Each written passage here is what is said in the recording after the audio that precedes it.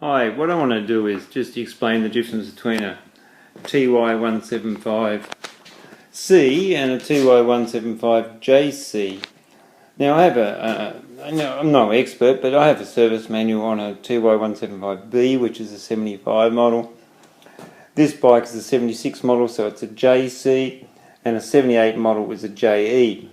I've never seen anything about a D, but strange things happened back then, so I'll just put those aside. Now, I've had a few TYs, and this one's a JC because of one main reason. It's registerable. I'll go around here, have a look. There's the compliance plate. I'll just get closer to that. Now, the compliance plate numbers on the compliance plate and on the frame match, as do the numbers on the motor. They're all the same. Now, that's a JC. If it was a JE, that first letter there would be a 1. Other than that, it's the 1N4 dash either 1 or 0, and that's the 455 is the build number. Basically, the bikes are both the same. They have the competition model and the road registerable model, but there are some differences. The competition model is 81 kilos, this one's 88 kilos, and there's 7 kilos of difference, and I'll go through and point out, as far as I know, what those differences are. So the first off, you've got the compliance plate when we talked about that. Now we come down to here, the exhaust there is the same. Now there is a horn here. The competition one doesn't have a horn. The exhaust is the same at that stage. The motor's the same, everything's the same. And the carburetor, the B has a black carburetor and a little other difference, and I'll show you on the other side. And there are some jetting differences, and I'll get to why I think those jetting differences are. Moving along, this is exactly the same. Now also the B's have a kickstarter on this, sorry, not kickstarter, have a side stand on this side, and the C's don't now, or the JC's don't now. I'm presuming because the JC is an Australian designated model, you'd rather have the bike leaning in on the footpath as opposed to leaning out to the road, so I think that's probably why they swapped it over. Coming down here, that there is your winker relay or your flasher, 6-volt system. Both bikes, competition or not, have a foot brake there because they do, the competition ones still do run a foot brake light. That's the earth. On the other side there's a nut sort of weld or spot welded onto there, and that's used as an earth which comes up to your battery box. Now your competition model would not have these little round lugs behind here on the frame that welded on. Therefore you can't put a battery box on it, and that battery box there is unique to that JC. Also the mudguard here has these little things riveted on there just as cable guides. There'd be another holder for the winker relay. If you come up here, there's more. That's one there for your flasher. The indicators there, obviously not on the competition model, and they just bolt on and they use a frame as an earth. Getting back to that battery, the bike does not have a regulator, so it uses the 6-volt battery as a regulator. It has a rectifier but not a regulator, so at low revs it's not quite making enough power, and the lights are a bit dim. At high revs, or higher revs, as much as this bike likes to, as you're going through the gears, if you don't have a battery, and believe me I know, if you don't have a battery you'll just blow globes. So you need the battery to sort it out. This down here is all the same as far as I know as the competition or not competition.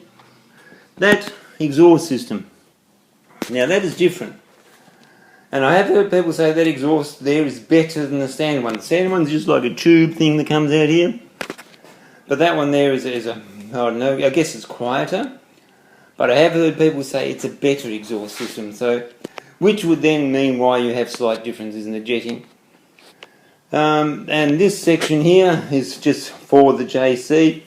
The competition model have those little trials, stop lights and brake lights there, and that would be the hole they'd probably used for the top part of that. They'd drill through there, and those mounts would be the same. So that's an obvious difference. Coming down here, this model again, once again, those little things on there for the mudguard. There is an extra casting in here for the indicators, of course, and also for the helmet lock. So this down here is all the same as I know. Now these are not genuine shock absorbers, they're shovel ones, which is like a bit of an upgrade. Coming along here, this is all the same.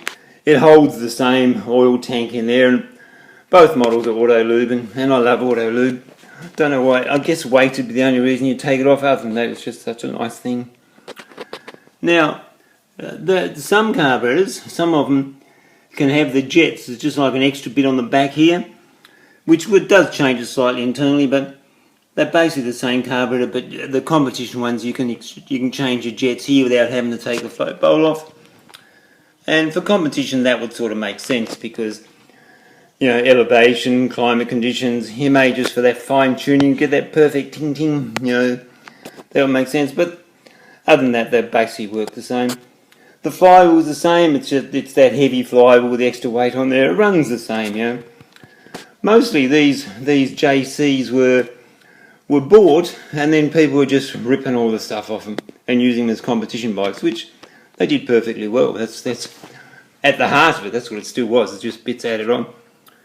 Ignition switch, not on the competition models, and this extra bracketing here to hold the ignition switch. If you was a competition model, it would just look like that. So they've just changed that bit of bracketing there. By the way, the wiring harness still runs the same, but there's a few extra wires in there, and I guess that makes a bit of weight. The headlight, competition models have bars across there. I guess for the road you don't need that, so it doesn't have it.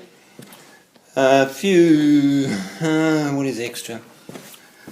Down the wheel, that is identical, but speedo cable would just come to here, and there'd be a little speedo here on the competition model, which half the people took off. So, but this one, the speedo cable comes up, and it mounts to a completely different speedo. That is not the same speedo as the competition. It's larger than what the competition was, so it's just different.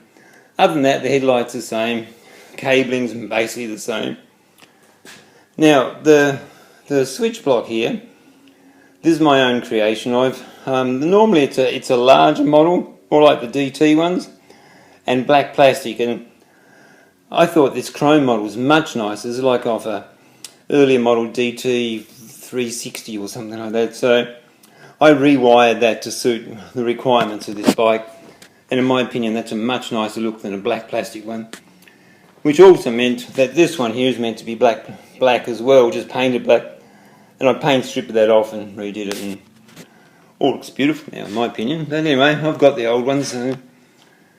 Apart from that, the switch blocks, the switch blocks they did have a high-low on-off for the headlights, but they just have a blanked off bit of plastic and a blanked off bit for the horn. They just don't need those two parts. And this is obviously the same, because that's how you would run the motor, seeing you don't have a kill switch anymore or ignition key anymore. Other than that, the cabling's the same, all runs through, and the bike. Generally, the bike is the competition model with the extra things put on there to make it road rideable or registerable. One interesting thing, and I can't comment if the competitions have it or not, but down here, this had me confused for a lot of years. Down here is this little spline thing here. Now, I really didn't know what that was for.